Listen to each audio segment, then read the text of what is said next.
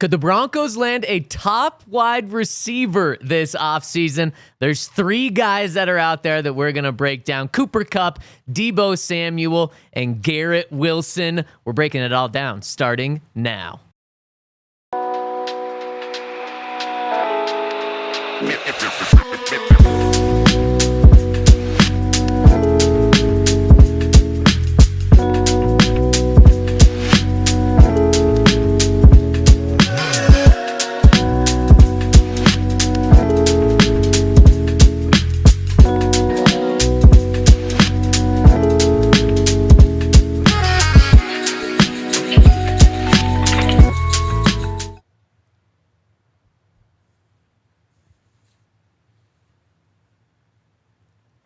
Is Deebo Samuel the perfect Joker for Sean Payton? We're going to talk about that live from the Toyota Lounge inside the DNVR Bar on this frigid Tuesday. We are the DNVR Broncos Podcast. Super Bowl 50 champ Todd Davis to my left, Henry Chisholm to my right. We got Alyssa and Dion behind the camera, and Zach Stevens rocking and rolling with you today. And guys, do we just start with why Henry was 5 minutes late? Oh, dang. Yeah. He's throwing his business out there. Henry was grinding this morning in an unusual place. Well, whenever I take a shower, I usually play like a podcast or something. There are a couple in particular. But then since I knew we were talking about Deebo, I was like, oh, I'll just prop my phone up and have Deebo Samuel highlights on why. But next thing I knew, I'm watching like this 40 minutes of Deebo Samuel, and I look down, I'm 20 minutes in, and all of a sudden it's 11:37, so I've got 23 minutes to get here. And I got here. It's honestly the best excuse I've ever heard for being 5 minutes late is you were grinding film. Maybe not in the shower. I don't necessarily need to know that. But grinding film on the guy we're going to talk about today. But that means you weren't washing up. You were just You washing. can like wash. I mean, yeah, you just have to kind of go in between because like sometimes like the conditioner in particular, like you really have to wash it out. Otherwise, it stays like kind of greasy. So you can just kind of do that for a bit. But then you're able to watch still. Todd doesn't relate. Todd doesn't agree. So you condition your hair. Yeah. That's impressive. Yeah. Do you, Todd? Of course. Yeah, I don't. Necessary, yeah. No, because then it's just too soft. Yeah, exactly. Yeah, I want my hair to, do what I want it to do. Exactly. I want it to go Just places. Some straw in your head. Yeah, Nice and prickly. exactly. That's what I've got. That's why you don't need a haircut Yeah, it's for just 6 weeks. yeah, no conditioner. Yeah, it's just, it's not even growing. Do you guys shampoo it every day? No, not every day. You do it every day? I do. Yeah, I do it every day. I I know think- you're not supposed to. You're not supposed to. Yeah. But I think the do it. conditioner every day is more important, but I feel Yes. like my hair is darker now than it was like 2 years ago. And a couple of years ago, like whenever I didn't wash it, it would just look super like brown. But now like it's still not even that light, so I probably don't have to. So you shampoo your hair every day and do no conditioner ever? Yep. It's just stripping your hair. Yeah, I've got the thickest Scalpless. hair in the world. Dang. It can take it. Just gonna be hair coming out of the skull eventually. Just scalpless. Maybe yeah. I should wear conditioner. I haven't thought about conditioner in 10 years. Just steal some until Henry just brought it up. Monica's. Yeah. She won't even notice. Oh, she definitely will. Really? I use so much shampoo. Yeah. The conditioner would be gone. I do too. In a second. Same thing with toothpaste. But the problem is absolutely. I get like twice a week, I'll just get shampoo all over my, like I got out of the shower yesterday and Lexi was like, why are your eyes all red? It's like, because I just spent 15 minutes trying to get shampoo out of my eyes. It wasn't because you were watching Deebo Samuel highlights and it was getting you a little teary in there? No. The new Deebo Samuel, that would make you cry though. It's pretty sad. In a bad way or a good way? In a bad way. You watch, but see, then you go back. So I was watching all this like new Deebo Samuel being like, okay, like maybe you can still kind of see it, but maybe I should go back and look at what he looked like before. And before he's so smooth and he's so fast. Like that's what locks you in because you're just like, how is this guy the same guy that we're talking about going to the Broncos now who sucks? So I take it you're not interested in Deebo Samuel. And so the reason we're talking about this is, was it Super Bowl Sunday where news came out that the 49ers have officially granted Deebo Samuel permission to seek a trade because he asked for a trade in the end of year meetings. They officially granted him that ability to go seek a trade. So now we're talking about it. And Henry, he sucks apparently. Yeah, I mean, he's just not as fast as he was. And that was a big part of what he brought to the table. Because again, like you go back and watch what he was doing the first like 5 years he was in the NFL. Like he'll take it's these over routes over and over and over again, and he'd get free by the end if you wanted him there. If you hit him early, there's like this funnel almost where it's like the linebackers and the safeties, and he just like flies right through this whole gap after the catch and turns the corner. But that sort of stuff, like you can't even run the over routes with him anymore because he's just not fast enough to threaten a defense. And he had a couple big plays like against Jonathan Jones with the Patriots. There's like this post where he got free and it's like an 80-yard touchdown or something this year, early in the season, which is interesting because it felt like later in the season when it dropped off. But part of that is because nobody respects his speed anymore. And so occasionally you're going to get that one or two breakthrough deep balls just because you're getting pressed up on over and over and over again. When it used to be teams would sit back and that would open everything up underneath.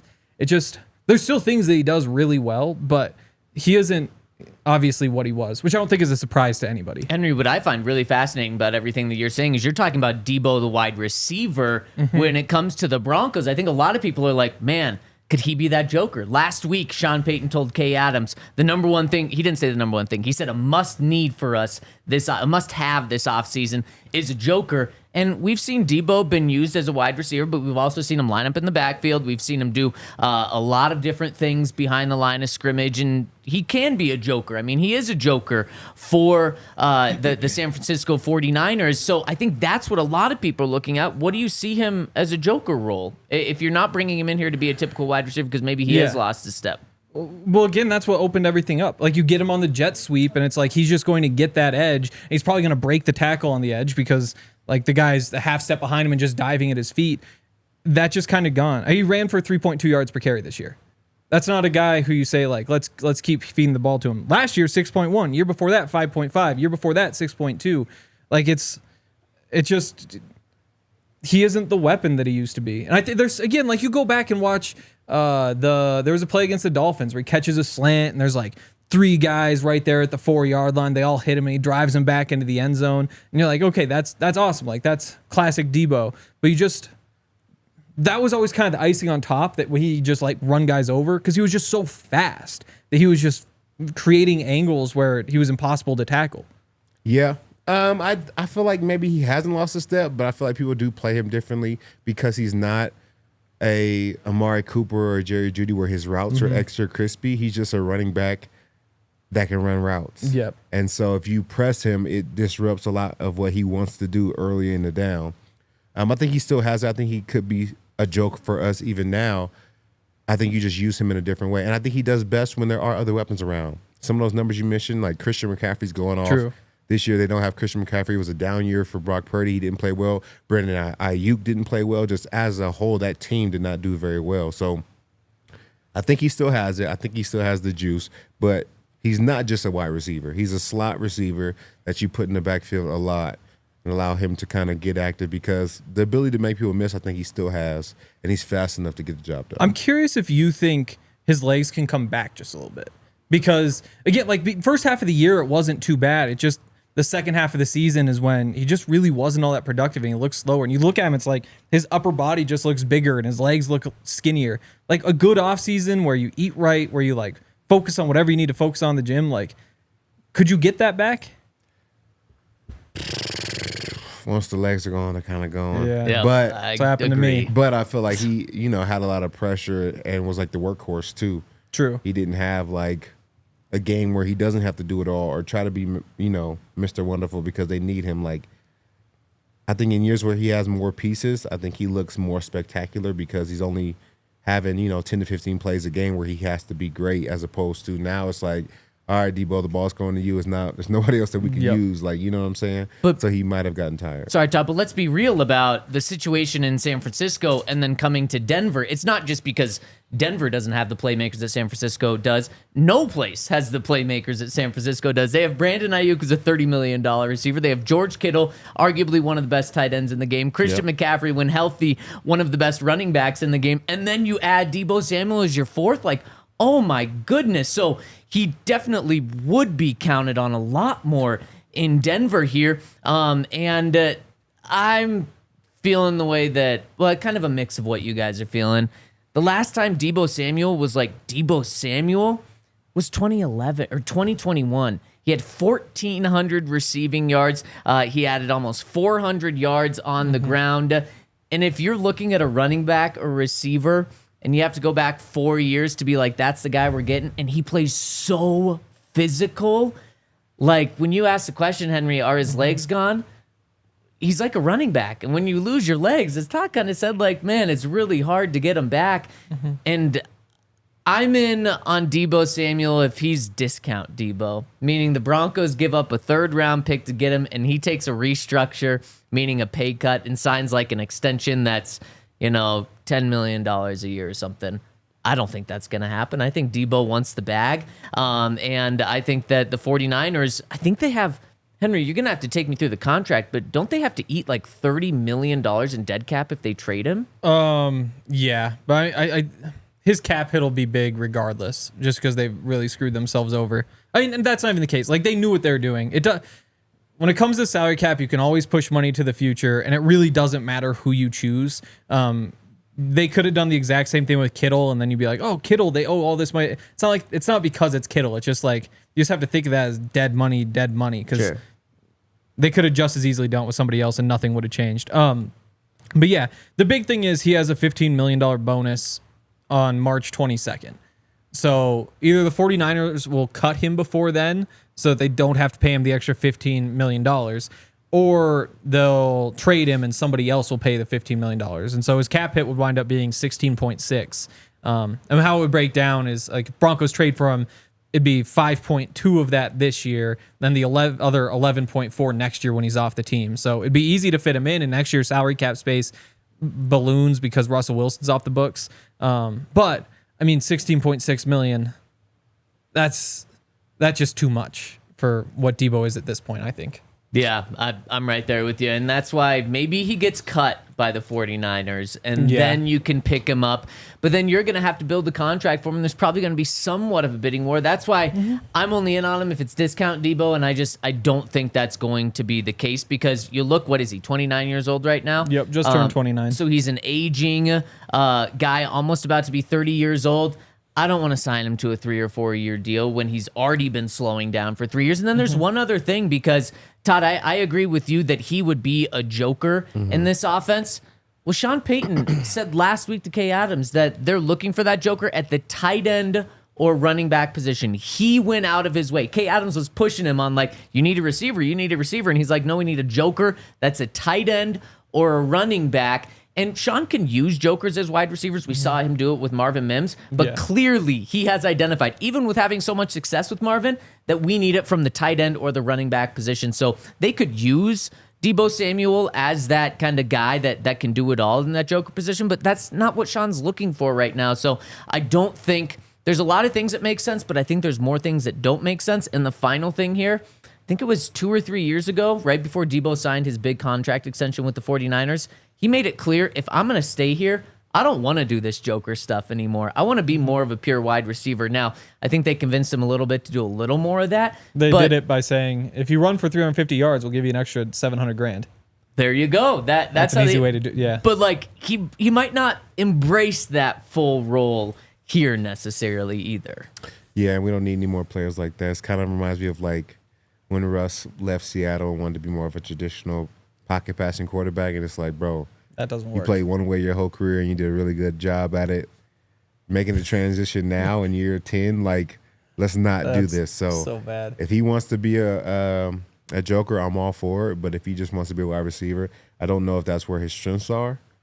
But I think he's still a talented player, and I think it's really only 1 year of like bad stats. It's just 2024. Yeah. Because 2023 he had almost 900 yards, averaged 15 yards of reception, and then he averaged 6.1 a carry on the ground. Like, that's balling. Well, but 2022 was down, though. He only played in 13 games, injuries, 600 yards through the air, and 200 yards on the ground. So in the past 4 years, 2 good years and 2 down years. Yeah. But the other piece of it is that, again, so was this the last 1, 2, 3, 4, 5, 6, 7, 8 games of the season, he only had more than 22 yards once. And that was when he put up 96 on the Dolphins, which was a great game. And maybe it is just like age and he's worn down and those legs are gone. But what if he was dealing with something? Like, what if there was like That's a fair. tweaked calf or whatever it might be? Yeah. That was the reason why he wasn't doing it. Because beginning of the year, again, he looked good. 54 the first week, 110 the next, 58, 102 against Seattle, 71 against Dallas, 62 against Tampa, and then just fell off a cliff. So there really was that turning point. If you even just got the Deebo from the first half of the season, you're not all of a sudden like a Super Bowl contender or anything, but that is one of your better playmakers. So I'm curious to see how we rank Deebo when it comes to also potentially trading for Cooper Kupp and or Garrett Wilson. We're going to do that at the end. Let's jump into a conversation about Cooper Kupp. And before we do that, I got to give a shout out to our friends, but I also want to preview. We are going to be showing you what Deebo would look like in a Broncos uniform. And I got to give a shout out to our friends over at Ice Shaker. Check them out over at iceshaker.com. Ice Shaker is the perfect gift for a passionate sports fan because Ice Shaker is the officially licensed product with NFL, NHL, NBA, NCAA, MLB. Makes a great gift, whether it's for yourself or another sports fan in your life. It was created and used by the Gronkowski brothers. And if you're looking for something that you can party with and also pump up with at the gym, I mean, Gronkowski brothers are probably the place to go. Those, it seems like they just either are in one of those two states, either working out or partying. And so, Ice Shaker is the best form of that. And the awesome thing about Ice Shaker, typically it has the balls in there that, sound loud and potentially get lost at times. You don't have to worry about your balls getting lost with Ice Shaker because it has that built in the cap, so it's never getting lost, and it's quiet as well. So it's perfect for when you're at the gym mixing in some protein powder, or before the gym pre-workout, or after the gym. If you're going to have a little cocktail, you can mix cocktails with Ice Shaker, and they are going to hook you up with 25% off over at iceshaker.com. Use the code ALLCITY25 over at iceshaker.com to get 25% off. Ice Shaker, show your support for the teams with the best brand of workout bottles on the market, Ice Shakers. Also, shout out to Verizon. If you're like me and you like to watch YouTube when you're in the shower or listen to podcasts or whatever, well, I guess you could probably do that on Wi-Fi. I bet Verizon has some sort of Wi-Fi too. But you can do it with your cell phone service like Verizon. They let you use that phone wherever you want to. And right now, if you decide you want to switch to Verizon, you can get $800 to pay off your phone. For a limited time, new customers get up to $800 in a prepaid MasterCard to pay off your current smartphone loan when you switch.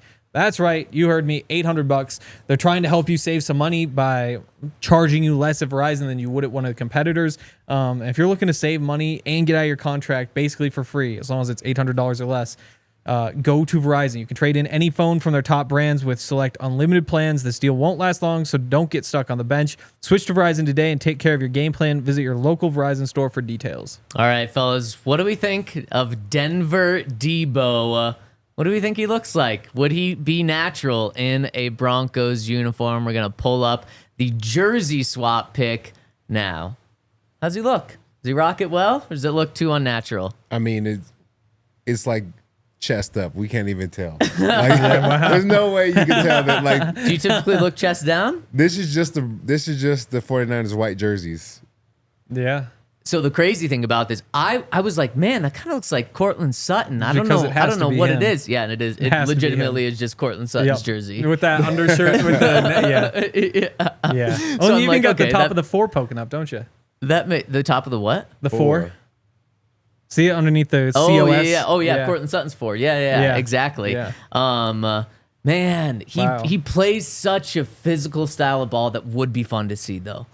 But For I also sure. think that's why maybe a guy that's about to turn 30 years old playing such a physical style of ball. He is a wide receiver's body that plays such a physical style that just doesn't last as often. So we've had the conversation about him. Let's move over to another aging wide receiver who is a very different style of player. What was it? Last week, I think a week ago, news came out that Cooper Kupp is going to be traded. The Rams told him, we're going to let you go. We're moving on from you. And this is a guy that has been the best receiver in the NFL in the past. Should the Broncos have any interest in going after Cooper? Definitely. I mean, I No. think Oh, I thought you were finishing with, but go ahead. Well, definitely not. Yeah. I'll say definitely. Not. No, come on, There's Todd. your answer. Both of you guys answered. Wow. Smart man. Go ahead. I mean, he can do anything. I think that's the appeal, is that it feels like right now, like I really like the Broncos receivers room. Everybody kind of has their limitations though, except for Court, really. Like Court's the only guy who can go out there and run just about any route you want. Outside of that, Marvin, Vele, Troy Franklin, like you're still just waiting for them to add different pieces. The Cooper Kupp is just like, he would unlock the offense in that he can run the full route tree. Any job on any play he can do. Inside, outside, anywhere. Exactly. It just opens everything up so you don't have to worry so much about, we've got Lil Jordan on the field, we got Marvin Mims on the field, we got Court on the field. What route combination can we run where we're not asking somebody to do something that they're not good at? You know, by bringing Cooper Kupp in, you see him obviously win underneath. And that first game of the season, 14 catches, and it's just quick to the flat. Oh, quick slant. And then you start throwing it, everybody gets sucked up. And he's so good at the deep outs, the corner routes, and the toe taps, and all that sort of stuff. So he can just win in any part of the field. I wonder how much of it's Stafford. Like, again, when you throw those deep corners where he might be the best in the league at dragging his toes on the sideline, you have to have a laser to get that ball way out there, 20 yards downfield to the boundary. I mean, I think it'd be a fun challenge for Bo Nix, but I also wonder if taking a guy who plays like Cooper Kupp does away from Matthew Stafford is kind of asking for trouble. The best ability is availability. That is true. And that is his problem. I'm not concerned with him being like talented at wide receiver. I'm concerned with him being on the field as a wide receiver. And we have a young team, you know, they're still learning. And I don't think throwing somebody in there who we need to play a lot of snaps and hasn't shown that he can the last 2 seasons is the best thing for the team. Now, if it's an injury that the Broncos are very aware of and know how to treat, I'm okay with it. The Broncos have had a really good year as far as keeping players healthy and keeping them on the field. Only 2 players on IR all year. Like, that's tremendous. Unfortunately, he hasn't had that same stint the last 2 years. So for me, he's getting a little too old. Eastern Washington guy, don't love that. It's fair. But ultimately, I think just his injuries, you know, are a little bit too much for me. The only time in his career that he has played full season, I guess he's done it twice, but the most recent time was when he was a Triple Crown winner and went for 145 catches, which is insane. Yeah. 1,947 receiving yards, 16 touchdowns. He led the league in all 3 of those stats, becoming the Triple Crown winner. Jamar Chase, of course, did it this year, but he was the only one to do it in the past 5 years outside of him. But since then, he's missed 18 games, which is an average of 6 per season. Yep. So I'm kind of right in the middle of you guys, and literally, physically right now. But then also in this argument, I'm willing to give up whatever it is of 66% Cooper Kupp. So if that's a draft pick that I have to give up, it's 66% of whatever a fair market value is. So if he's truly worth a third, I give up a fifth or something like that. And then his contract also has to reflect that. Henry, what is his contract? You'd have to pay him $20 million. Yeah, I'll pay him 66% of that. So I'll pay him, what is that, $13.5 million or something like that. And I don't know if he's going to be willing to take a pay cut. I do think that this is probably how a lot of teams are viewing him, though, is like, man, as Henry said, when you're healthy, you can do it all. You can be an asset to any team in the NFL right now. Maybe outside of the Dolphins because he just doesn't have that speed. But any team probably wants him. Not at $20 million. And Henry, is it likely that they're going to cut him with the contract? Yeah. Because I don't think the team's actually going to trade for him. I don't think anybody will trade to pay $20 million to him. Yeah, I agree. Yeah. But again, I mean, he's probably going to wind up with a 1-year contract somewhere. And the only perk to the contract is that there's also $20 million next year. None of it's guaranteed. So if he did go out there and play 17 games and go for 1,500 yards or whatever, you can get him for $20 million the next year instead of having to deal with an inflated contract. But doesn't he potentially then hold out wanting a new contract? If he wanted to, but then you just say, no, don't. When has this ever worked out for somebody? Chris Jones. He did miss a game, but he still came back and played. No, to your point, it doesn't work out. Le'Veon Bell didn't play all season, and that was it. It's true. He's going to be 32 years old once the season starts, though. Deebo's gonna be 29. You were holding that against him, so this guy is Deebo, way over the hill. no, of course, yeah. I'm very nervous about that. Putting that in with availability, plus you're getting older. Definitely. He doesn't play as physical of a style as Deebo, but I'm certainly concerned about it. He's on the field less than Deebo. It's true. Yeah, and I'm concerned about it. I'm very concerned about it, and so that's why. I mean, I said I'd do Deebo on a discount. Cooper Kupp would have to be a 33% discount for me to have any interest in. But man, when he is on the field, if he's healthy, which is a big if, Courtland Sutton, Cooper Kupp, Marvin Mims, and Devon Vele, that has the opportunity to be an outstanding receiver room. Now you're also gambling because if he's not on the field, well, what happens if Sean Payton doesn't use Marvin Mims the way he did the past at the end of the season this past year, and you're not getting much out of him, and then it's the Courtland Sutton show, and that's it. So you do run major risk there. How important would he be for Bo Nix, or would he not be that important? Like giving Bo just a veteran receiver that knows exactly what to do is gonna help him out in so many different ways. Yeah, it'd be very good for Bo, similar to that tight end position, just like your first read a lot of times, able to get open really quick, somebody you can find late in the play if everything's breaking down. He's a veteran, man. I think he's talented, but, be just as bad for Bo if he played one game and the next game he's looking for him and It's fair. Yep. he's not there. No, I think he fits perfect because, the Broncos want to be a quick passing offense, and he's just constantly open underneath. And part of that is the Rams did a really good job getting him open. Playing man coverage they're playing man coverage. You run him out of a bunch just to the flat. Defender just gets lost in the shuffle. It's an easy 5-6 yards. So there would be some scheming that needs to be done. But I think Bo could learn a lot from him. And I think the offense as a whole could just be taken to another level because you have somebody who right where he's going to be, right when he's going to be there. The timing, it would just give you something to build off of.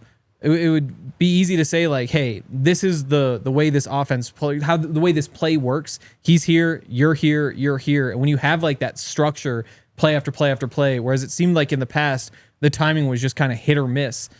I think that he could do a lot for Bo, for the young receivers, for the passing game as a whole, if he plays. Would you give up a 5th round pick for him? No, I wouldn't trade for him. Okay. Like, he's just too expensive. He'd have to be cut. Yeah, if you cut him and you can get him for like $10 million, I think that'd be worth the gamble. 3 years, $10 million, $20 million guaranteed? No, 1 year. Okay, just a 1 year deal. That's kind of the number that I see happening. 1 year, $10 million for someone. I think somebody's going to give him more. It wouldn't be me. Like a competitor? Yeah, somebody will probably give him like $15 million, I would guess. It could be the Chiefs, could be somebody. I just don't think I would do that. Man, yeah, I just don't want to see him end up there. But heck, I was also afraid of DeAndre Hopkins, and he did absolutely nothing in the second half of the season. And in the Super Bowl, he was not. Didn't he drop a pass? Yep. He did. That's the most memorable thing about DeAndre Hopkins. So maybe not as afraid of the Chiefs as I was, 48 hours ago or something. Okay, let's continue with this, and we're gonna see what Garrett Wilson would look like in a Broncos jersey after I give a shout out to our friends over at Bet365. We're over at Bet365. Use the code DNVR365 when you sign up. Place a $5 bet, deposit $10, and you're going to get $150 in bonus bets, win or lose. Make sure to download the Bet365 app, scan the QR code on the screen, and it is hockey and basketball time right now. And with basketball, NBA or college basketball, over at Bet365, they're giving you an early payout offer. When your team goes up by 20 points, you're going to get an instant payout on straight bets and parlay selections marked as winners. Download the app and use code DNVR365 when you sign up. So this past Saturday, the Warriors in Jimmy Butler's first game, who were they playing? I can't remember who they were playing, but the other team was up by 20 points at half. Then they ended up losing the game. If you would have bet over at Bet365, you would have won with that early payout, even though they ended up blowing that game. So it's a little safety net there for you over at Bet365. And use that code DNVR365 when you sign up. Must be 21 and older, physically located in Colorado. Please gamble responsibly. If you or someone you know has a gambling problem, once help, call or text 1-800-GAMBLER. Terms and conditions apply. Shout out to our friends over at Game Time. If you guys looking for any tickets to any kind of theater, comedy, sports, you got to check out our friends over at Game Time. And right now it's basketball and hockey season. I know football's over, so We got to wait. Maybe you guys can check out the UFL coming up in a couple months. Shout out Wade Phillips, still coaching. Wow. Tyler, the Creator tonight, Ball Arena. That Wow. too. Yeah. Very nice. Yep. Are you going? Yesterday tickets were like $380. Today they're like $280. Yep. So if they keep dropping, With snow, it's cold out. It's We exactly. know that just brings it down. people don't like to go out when it's cold. Very nice. You got to check Game Time have to right go. before the concert. And the great thing about Game Time is they have all-in pricing. So as you see around your screen, you're going to see exactly what you're going to pay, where your seat is, and you're not going to be hit with a ton of fees as soon as you get to your cart. They also have the lowest price guarantee. If you can find a lower price somewhere else, Game Time will credit you 110% of the difference. Download the Game Time app, create an account, and use code DNVR for $20 off your first purchase. Take the guesswork out of buying tickets with Game Time. Remember, terms apply. Create an account, redeem code DNVR for $20 off. What time is it? That's not anymore. Oh, Oh, it's wow. not game time I anymore. wonder what time it is. No, now it's Showtime? last minute tickets, lowest prices guaranteed. Wow. Well, maybe I was Ooh. just asking you literally what time is it? 10, 11. Yeah. Okay. Thank you for helping me out there. Okay, let's move on and let's see what Garrett Wilson would look like in a Broncos jersey. Can you guys see this happening in the future? Look at that number 5 on there. We can't see, guys. We need bigger photos. We need like a full body. You want photo. full body photos? Yeah, so we can really see what the jersey looks Yeah. like. That my guess, I don't do these, but my guess is that's a lot harder to do. So they just Yeah, crop it guaranteed. out. Yeah. Could you guys see that? Could you see it happening? I mean, it looks solid right there. Nobody's wearing number 5, right? That was Barron. And That then nobody was- took it. It was Randy Gregory, Randy then it Gregory. was Barron. So maybe we don't want a 5. It's Yeah. kind of been a bad. I mean, once a guy has switched to number 5, they've had it for a year and then they're gone. It's true. Dang, that's sad. Which, I mean, he is on an expiring contract, so It's true. it might just be a 1-year deal. Who's the best number 5? Well, no, they had to have picked up his 5th year option, or will. Probably. I It'd be would've- pricey, though. What would it be? Let's see. Well, so let's talk about Garrett Todd. Would you be interested in the Broncos trading for Garrett Wilson? This is not a guy that's going to be cut by the Jets and that you can just pick up. You would have to trade for him. And the reason that he's a name that's thrown out there is, for months now, even when the Jets were in the middle of the season, there were reports that Garrett Wilson's unhappy. He's going to ask for a trade. And we still get those about every single week. Another reporter comes out and says, like, Garrett Wilson's still unhappy. He still might demand a trade. Well, I mean, you understand why. They're not playing well, and he's a talented player, and he's young. I mean, we talked about 2 old heads, and we bring up the young guy Yeah. with a lot of talent. I definitely think the Broncos should be considering bringing in Garrett Wilson. Why not? You know, we got a little bit of GM love over there now. Why not Yeah, make a trade? yeah. I think it's he's a talented wide receiver, and I think he's somebody that can come in now and be a vital piece of the offense. He doesn't have to learn a lot. He knows how to play wide receiver in the NFL. He's played with Aaron Rodgers, so he should have a little bit of knowledge. So, yeah, why not? I'm not opposed to it. He's got good chemistry with Zach Wilson, who might be the Broncos' backup quarterback. Wow. Does he? Well, hopefully Zach isn't playing too much. Not because That's Zach true. is not a good That's player, true. but that means Bo is not on the field. Yeah. So, Yeah. Yeah. Yeah. So I didn't realize he'd never made a Pro Bowl. I would have thought he would have gotten to one. Yeah. But yeah, so his 5th year option is only 16.6. But if he'd made a Pro Bowl, it'd be 22.5. And if he'd made 2 or more, it'd be 25.7. I would sign up for any of those. Yeah. With Garrett Wilson. I mean, yeah. I mean, 25.7, you still definitely do it. But it's not necessarily a steal. No, totally not. Like maybe you're stealing $5 million or something, and probably not even that much. Dang, so the Jets cost him $9 million on that. Yeah. And why I say the Jets cost him, we've thought the Broncos have had bad quarterback play over the past decade. The Jets might be even worse than the Broncos, especially over these past 3 seasons. And it's no disrespect to the quarterbacks. Maybe it is a little disrespect, but no big disrespect to any of the quarterbacks that have been there in Garrett Wilson's 3 years with the Jets. But you look, they're averaging just over like 1 touchdown to 1 interception from their quarterback position in 3 years. That is so bad in today's NFL. And yet, Garrett Wilson has gone out his rookie year, 2nd year, and 3rd year and had 1,000 yards every single season. Now, he's not going for the 15, 16, 1,700. He's getting 1,000 or 1,100 yards. But with awful quarterback play And we know exactly what this looks like. Courtland Sutton with the Broncos. It's like, man, he just needs good quarterback play. Not even amazing, just good quarterback play. And he's going to get 1,000 yards or be right there. Garrett Wilson's had awful quarterback play in a combination of 3 years and has still got 1,000 yards every single season. So this guy's special. Now, you might not be able to call him elite right now just because he hasn't had the opportunity to show himself that he's elite, but I think he can absolutely be an elite receiver in the NFL. Yeah, I agree. The only negative for him coming here is that he doesn't solve our Joker It's true. problem. Like, It's he's true. a true wide receiver. You Yep. put him at X and you let him run his routes. Like, he's not getting in the backfield. He's not running a lot of jet sweeps. He might run, 5 a year. Like, he's not this dynamic player that Sean's looking for. But as far as a wide receiver, I think he's one of the more talented young ones in the league. Yep, which is why like Chris Godwin as a free agent, I'd be all in on because he's an awesome receiver. Like he immediately makes your offense better. You can trust him. When you're talking about Garrett Wilson, though, you have to give up your first round pick to go get him. It's like you need that pick to go add more to the offense. So it in some ways kind of feels like a 2-for-1 deal, and it's just a tough sell. So you do think it would have to be a first-round pick to get him? I would imagine. It's just receivers that's just kind of the price tag at this point. Like they cost so much in free agency. You'd imagine they cost here because otherwise, what you draft a first round receiver, they've been good and they're probably going to give you 1,000 yards a season. You really hope, and that's kind of what he does. So I think right around a first round pick makes sense. Man, and I would do it for anything outside of a first in a heartbeat. Second round pick, second and fourth round pick, a second this year, probably a second next year, because when you use a first round pick on a wide receiver, you hope he turns into Garrett Wilson. So you're guaranteeing that you get that guy. But you said it, Todd. The Broncos really need that running back or joker, and Garrett Wilson is not that. So I view Garrett Wilson as like the biggest luxury in the world that you really want to have.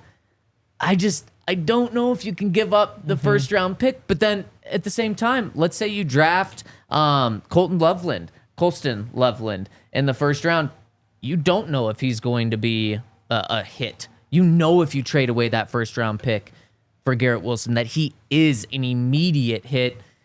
He might just be, I want to say he might be too much of a luxury, but at the same time, like he's going to be 25 years old once the season starts. You could legitimately have him playing at an elite level for what, 5, 6, 7 more years? Well, how come all these guys could play good until they're 32, but Deebo's done at 30 or 29? Well, because he's 25 right now. That's what I'm saying. So you get like maybe one more year of Deebo. You said Deebo was done. I'm worried about him. might Yeah, he be a also year plays a very past. physical Yeah. game. He plays very different than Garrett Wilson. He does. He does. Very different. So maybe Deebo has one more year. Okay, maybe Garrett Wilson has. Well, no, Garrett plays such a different way. I think he can play later in, but still, you're still getting 4, 5, 6, 7 7, 8, years. 9, 10. Yeah, exactly. Of great play from Garrett. And it's not like we're talking about a top 10 pick for the Broncos. Man, if that's the price, this is a really tough one for me. Again, I'm doing a heartbeat for a second and a fourth, second and a fifth, 2 seconds. I'm really thinking about it for a first, though. What are you expecting him to do as a Bronco? Like, is it just 10-50 again? 10-50, 10-50, 10-50 every season? No, because he's had terrible quarterback play. You think it goes up? Yeah, he's had terrible quarterback play. I think it definitely goes up. 1,200 yards consistently. And maybe he pops for 1,500. I also think he fits really well with this Broncos receiver group right now. I think he plays well opposite Courtland Sutton. I think he's a guy you can move around. And then Marvin Mims, you don't lose what you have with Marvin Mims. I think he fits in perfectly. The only issue is if you trade that first round pick, then can you guarantee that you're going to get a running back? Can you guarantee that you're going to get a game-changing tight end? It gets a little more dicey there. Yeah. I just don't know that you see that big of a jump from him. Because he's just not like the game breaker type of receiver. Henry, his for him, it just quarterback play has been so unbelievably bad. Like I went back and looked at the numbers, and I'll pull it up now. It's been so bad, and he's still been able to put up 1,000 yards. His rookie season in 2022, they had Zach Wilson, Mike White, and Joe Flacco, and Chris Streveler. Never heard that guy's name before. He even started a game for them, and the quarterbacks went out that year and had 15 touchdowns and 14 interceptions. in modern NFL where passing Yeah. is a thing. Zach Wilson was the starter. He had 6 touchdowns, 7 interceptions, and Garrett Wilson still went up that year and put up over 1,000 yards. He went out and had 83 catches for 1,103 yards. I mean, Court in the 2019 season with Flacco, Drew Lock, and Brandon Allen. Was that Yeah. the third one that year? Yeah. I mean, he had more yards that season than Garrett Wilson's ever had in his career. And that was better. That was still better Yeah. quarterback play than Garrett had that year. Probably. His second season in the NFL. Let's see. Zach Wilson, speaking of Trevor Siemian started 3 games for them, and Tim Boyle started a game. Aaron Rodgers, of course, started that first game, had 5 snaps before he was out. Their quarterbacks that season had 11 passing touchdowns and 15 interceptions. So in the first 2 years of Garrett Wilson's career, he had his quarterbacks threw more interceptions than touchdowns, and he went out and had back-to-back 1,000-yard season. I mean, we are talking like unbelievably awful quarterback play. Yep. And so I do think that his season is, or his ceiling is like 1,600 yards. Now, you're not going to consistently ask him to get that, but Yeah. I think you're looking at 1,200 yards consistently. This guy is special and has just been absolutely killed in a horrible situation, and I think that's why he wants out, especially because now he's going to be flipping quarterback. I mean, he's had, 10 quarterbacks start games for him right now? I mean, that's insane in 3 years. He also gets the ball thrown to him so much. Because he's good. Yeah. So he's averaging 17 game seasons over the course of his career, on average 156 targets. Court 112. So again, like that's all they have. They just funnel the ball. He's a really good player. I'm just not sold that he hasn't made a Pro Bowl. And I would imagine he probably gets to one at some point. So he's in that T. Higgins conversation where it's like the same thing, where he's consistently getting 900 yards, has never gotten to 1,100. T. Higgins never made a Pro Bowl. Like, I think Courtland Sutton is probably a better receiver than T. Higgins. Like, that's kind of where I'm at. And Garrett Wilson's probably like a step ahead, but I'm not convinced that at the end of the season, we look back and see the numbers and say like, yeah, Courtland Sutton put up better stats than Garrett Wilson did. And that's why I just struggle to say, give up all this to go get him. Because again, if you're giving up first round picks, you need great players, not good players. And I'm just not convinced that he's great. Is that what it is? It has to be a first round pick? Like, That's probably what somebody's going to give up. If they're actually crazy. even interested in trading him. If they're tearing it down, though, you could benefit and capitalize on maybe it's not a first round pick, because if they're really moving on from Aaron Rodgers, like I guess the Jets told him they are, they're starting from kind of zero now. They have a new GM. They have a new head coach. This is when you start fresh. And if you got a guy that doesn't want to be there for the fresh start and he demands a trade, maybe it isn't a first round pick. Yeah. I could actually see a case where maybe it is a second and a fourth, and the Broncos, another team, offers something similar. But Darren Moogie is great friends with George Payton, has been in this building, and he says, fine, we'll give him to a team that's out of the division. They're friends, but he's not giving You're deals. not giving him a deal. But he might allow him to have the last call. Maybe, yeah. And he could say, look, we're getting a mid-second round pick. Can you give us a second and a third, or a second and a fourth to make it just a little better? Potentially. Yeah. But I agree. He's not going to give him a whole round better because they were friends. I definitely know that. How many Pro Bowls would he have to go to for you to say, like, we gave up a first round pick for this guy and it worked out? A couple. A couple? Yeah. But Yeah. also, he would be a Pro Bowler this year for the Broncos. You think so? Yes. Henry, what he did in such a bad situation is insane. But he just gets the ball thrown to him over and over. Like, Because he's so here's- good. My best bet would be his catches, the touchdowns, the yards all stay about the same if he comes to Denver. It's just that it becomes more efficient. Like, I think that you see those targets go down and you're just seeing like the same numbers, but it just doesn't take as much work to get there. And maybe they go up a little bit, but that's just where I struggle. And then you have 2,000-yard receivers. Definitely. Because this is nothing Definitely. against Court. In this situation, I'm keeping Court. I'm not taking that away. We saw how good Court was with Bo last year and how much Bo trusted and liked Court. So this is just adding to that room. Just the only hump that I have to get over is, are you willing to give up that tight end in the first round or that running back in the first round? But then at the same time, there's very much a chance that both Tyler Warren and Ashton Genty are off the board then. Yeah. And then it's like, well, in a heartbeat, I'd have Garrett Wilson for that 20th pick. I don't know. I think we're good at finding talent in the first round. Like what we found in the last couple of years with our first round picks, I can't say that that's Garrett Wilson. Like we found Pastor 10 and Bo Nix. Bo Nix had one of the best seasons of any rookie quarterback. Pastor 10 is a Hall of Famer in the future. Like they're finding talent in the first round, and I don't know if Garrett Wilson's in that conversation to be like elite. You are talking the 9th and the 12th pick as opposed to the 20th pick, though. Well, I mean, that's like double. The 12th pick was somebody that nobody wanted. Yeah. The 9th pick got passed up by 8 teams. So, yeah. Just saying. So you're out. If it's a first. If it's a second, I'm for sure going to do it, but I'm not doing it for a first. Second and a third? Third win. The same year? This year. No. Yep. No. We need that draft. Build through the draft. That's where you're at right now. You just I'll do a keep second bringing and a young third guys maybe in. next year, but This I'm guy not doing is it a both young today. guy. This guy is a young guy. He is. But like get him cost controlled, call it a year and a half because you're halfway paying him next year. And then you have to decide whether you're going to be paying somebody in this receiver market who hopefully he does just come in and put up like 1,600 yards. And you say like, yep, $35 million a year. That's what we're signing up for. I just don't think that there's even a chance that happens. And I think 1,200 is like, if things go really, really, really well, it's possible. But that just feels like a ceiling to me. How can you say that 1,200 is a ceiling when he's done 1,100 with the worst quarterback play in the NFL? Because again, like he just won't get the ball thrown his way as much as he did.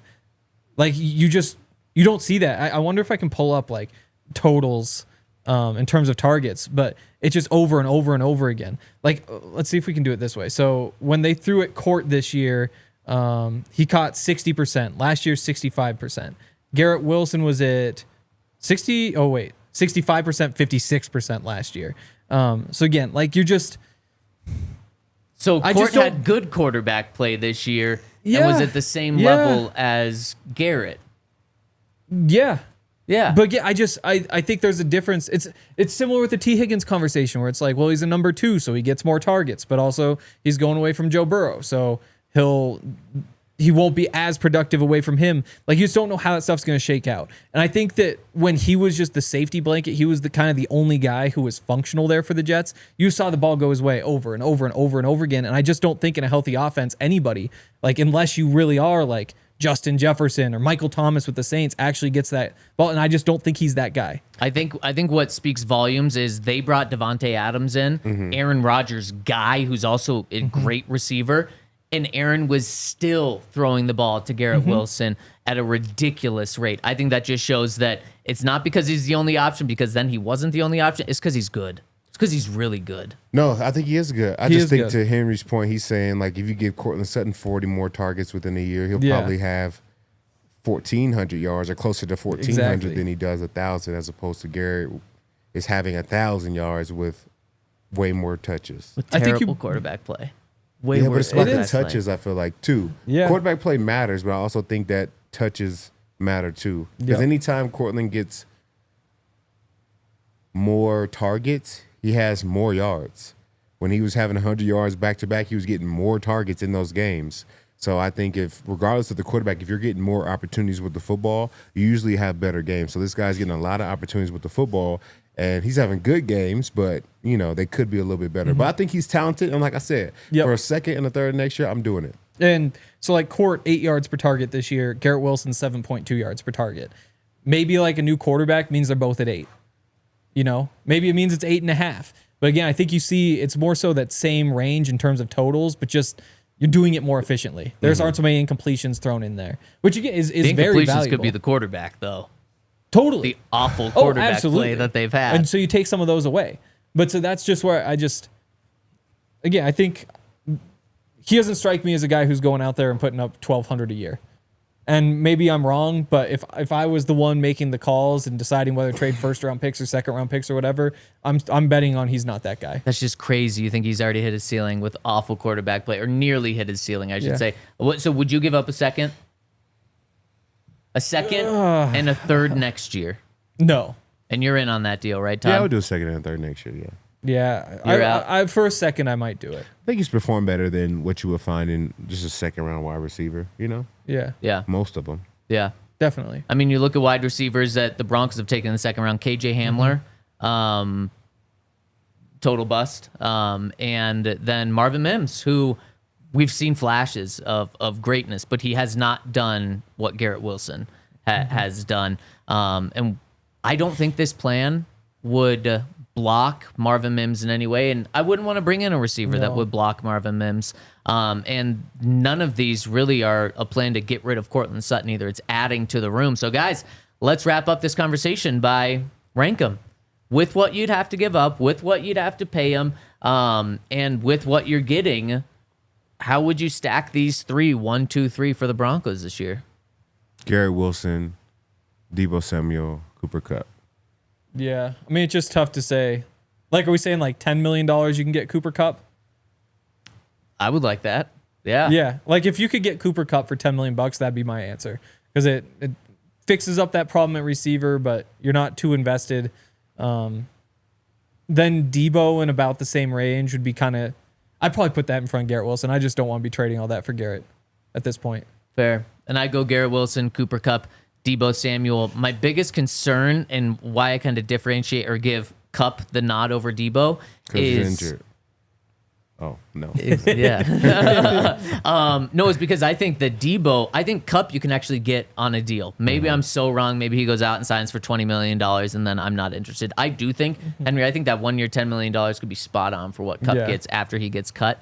I think Deebo might want an extension right now. And it's not going to be the $30 million that his teammate Ayuk just got, but he might be looking for 15 for 3 years or 20 for 2 years. And man, for a guy that also is injured and a guy that just might be too much of a luxury at a $15, $20 million price tag. But at the same time, what did we talk about pretty much all season until Marvin Mims came on at the very end? Outside of Courtland Sutton, the Broncos have no playmakers.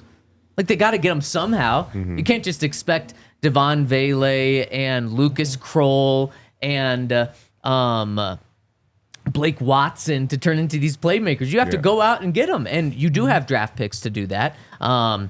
And you might not go out and spend your first, second, and third round pick on offensive playmakers, and they all turn into starters. So you do have to get creative, and whether it's free agency, whether it's these moves, that's why I think it's important to talk about these. Is Broncos have to surround Bo with more playmakers. Yeah, I think at some point they're going to have to find one or two guys. Like, I think it's always great to find undrafted free agents, later round guys that you can develop that are good. But at some point they're going to have to find one or two guys. It's like, this guy was a 5-star coming out of high school. He was a 5-star coming out of college. Like, he's been the man. We always thought he was going to be the man, and now he's a first-round draft pick. Like, they got to find a couple of those like bell cows. Whether it's that tight end, whether it's that running back, whether it's that wide receiver, they got to find some guys who are just had undeniable talent from the beginning, and now they're available. Yeah, that's where I go Godwin. I'm at the point where it's just like that's somebody who's trustworthy, reliable. You can give him 4 years without worrying too much about what's going to happen at the end. Like, with all these guys, Garrett Wilson, Cooper Kupp, and Deebo, like, it's just so much of a gamble. It's like Deebo and Kupp, it's really easy to see what the gamble is, but anytime you're just giving up that much to go get a receiver, if Garrett Wilson, even if he is good, you need him to be giving you 1,200 yards a season. Otherwise, it was a mistake of a trade, and that's just why those are gambles I wouldn't make. That's why I'd just be happier build through the draft. There are awesome receivers in the second round. You got Trey Harris there, the Ole Miss guy who, like, big, long, physical, can run around you, can run through. I just feel safer going that way than committing a bunch of money and picks to Garrett Wilson. Well, isn't that? I mean, I do have to ask you about Chris Godwin because you brought him up though. You said there's like barely any gamble there. The guy, tore his ACL? Ankle injury. It was a fractured ankle. It just snapped in half. It was really bad. It was. He missed 10 games last season. Isn't there a little gamble with that? And by the way, he's going to be 29 years old, the same age as Deebo. So we aren't talking about a 25-year-old. We're talking about a 29-year-old coming off a season-ending injury. There is a gamble there. But you trust bones more than ligaments, Like those, you don't think so? Maybe. I don't know. I think because like ligaments, that's where it's like your knee just is never the same, and there's a chance that maybe he isn't himself, but he also was leading the NFL in catches when he got hurt. Like, there's a reason the Bucs fell off at that point, and he's been so good for so long. Like, he has been to a Pro Bowl. Has he been top tier for that long? The 3 years before he got injured, 1,103 yards, exact same as Garrett Wilson had as a rookie, and apparently his ceiling is limited at 1,200 yards. Then 1,023 yards, then 1,024 yards. Yep. So literally, Garrett Wilson had a better 3-year stretch in his first 3 years in the NFL with way worse quarterback play. He had Tom Brady for one of those years. If Chris Godwin cost a first-round pick, I'd say hell no. Just like I would with Garrett Wilson. But you're talking about guys done that. Like, he has a 1,300-yard season in there, too. Like, he's been to a Pro Bowl. He's a slot receiver who fits really well. And that's why, like, $20 million a year there, I feel better about that than trading away a first- or second-round pick for Garrett Wilson. Even if they are, in some ways, pretty similar. Chris Godwin, though, is $20 million a year for 4 years with 3 years guaranteed. Yeah, I love it. I love it. I think that's a steal. Gamble for a 29-year-old coming off a season-ending injury. Yeah, I mean, it's an ankle, though. Like, again, I don't know where exactly for a receiver? Yeah, but I for mean, a guy that's a good route runner and puts a lot of pressure on it. Again, like, you just don't want the knee thing where you're just not stable ever again. Like, you don't want the... But people come back from knees. Achilles. And they're fine. Occasionally. Achilles are scary. Yeah, but you don't want that. Like, I'm not worried about it. That's fair. That's fair. That's if I'm picking a gamble of this group, that's the guy I'm going with. That's fair. I just don't think it's without risk. That's fair. But Chris Godwin could be a guy. I could definitely see it because you don't have to give up anything. Yeah, and he's you're just been so absolutely consistent for so long. You don't have to give up that first-round pick, which would be huge. You don't have to give up a second-round pick. And we got a super chat coming in from our friend. Let's see who it's from. We got two. T-Dub007 says, thoughts on Brashard Smith out of SMU. Thank you for the super chat. I don't know much about him. TB007. I'm going to look at a picture of him and see if I remember, but I don't think I know much about him. Do you want a picture of him in a Broncos uniform? Can we get the full Not body? much shower evaluation on that one. Yeah, I'll bring Brashard to the shower. I'm sure we can get a picture from him in an SMU Bronco uniform. I don't remember him. I know Dre's talked about him because he's one of those converted receiver running back guys who everybody really likes this time of year, but then most of the time they turn out to just not be very good at either. But, I mean, we'll go and watch and maybe there are a couple who've worked out. Who is the guy that the Titans drafted when they traded A.J. Brown away? They drafted with that pick because he was like... he was bigger. He was... Treylon Burks. Yes. But he was like 6'3" and all that. Like Brashard is, that said like 6 foot 200. He's more the speedy, shifty guy, like the guy who went to the Raiders Deebo a few years Samuel. ago. But he's like 225. Yeah. You know, like he's big and physical. I feel like there's a whole list of these guys. Next one coming in from our friend James Robinson, who says, everybody stake your claims. Who will the Broncos take in the first round of the 2025 draft? I'm going Starks. Okay. Yeah, that'd be awesome. Today I woke up and just had a feeling that's Colston Loveland. We'll see. Yeah, that's where I'd go to. That's probably safest. Todd, stake your claim. I don't even know. Man. Inside linebacker? I don't even know, man. I'm just gonna go running back. I'm not going to give a name to it. So Ashton Genty, if they're using a first-round pick. There you go. I like that. Todd Ostendorf says, draft tight end, running back, and wide receiver in free agency. Todd's unite. For sure. If there's a Todd out there playing wide receiver, tight end, or running back, come on in. Not Todd Gurley, though. I think Todd's retired. Yeah, he's probably done. That Todd's retired. Speaking of knees being bad. Yeah. Yeah, if you can find a guy that plays all three, he'd be Sean's favorite because he'd be the ultimate joker. Yep. Tight end, running back, wide receiver. He just can't play wide receiver. Flex him out in the slot before. That's probably he hasn't been a good receiver, but I didn't think he was a great tight end or running back either. So. Man, Sean absolutely loves Taysom Hill. Is he finally a free agent? Could we be seeing 30, I thought it was next 35, year. 36-year-old? I think it's Taysom next Hill year in come that here? crazy tight end class. That would be the least shocking move ever if he comes here to be a second-string tight end. Yeah. And then we see him a couple of snaps at quarterback and actually probably not a quarterback. You don't want to take the ball off the field, but a fullback, halfback. They took Drew Brees off the field. Sure did. Wow. I thought Taysom was like post-Drew. No. Wow. Yeah, well, then they're definitely taking... A lot of him was. They're was definitely taking crossover. Bo off the field Yeah. there. Drafted tight end, running back, and receiver in free agency. I mean, the big receiver name in free agency is going to be Chris Godwin. That's going to be a Higgins. name. What? And T. Higgins. Yes, of course, and T. Higgins. It just feels like T. Higgins isn't a free agent because the deal with New England seems done already. Oh, really? I hadn't heard about that. All the reports are like, they love him, he loves them. If the Bengals let him go, he's going there. Pretty much like, name your price and we'll sign you. He's played what, like 5 years now? Something like that. Never has an 1,100-yard season with Joe Burrow as his quarterback. I'm not joining that bid anymore. Yeah, Garrett Wilson has hard. an 1,100-yard season with awful quarterback play, and you're like, nah, it's pretty much a ceiling. Only 100 yards more is a ceiling. It's hard with another dominant wide receiver. I mean, the Broncos did it with DT and Emmanuel, but it's not easy when you got another guy. Totally. And Triple Crown winner. I mean, he's getting touches, he's getting catches, he's getting like that's tough He's a Triple Crown winner, but you also had the NFL's leading passer.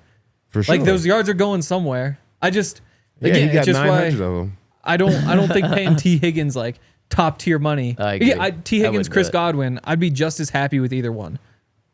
And Yeah. if one is $10 million cheaper, I'm taking that one. Agree. And he will be. T's going to be crazy expensive. We're going to be back tomorrow, 11 a.m., to talk about the draft order and how that might impact the Broncos in terms of who they're able to get. We're going to have our draft expert on as well. We'll see you guys tomorrow, 11 a.m. We all silly like the mayor.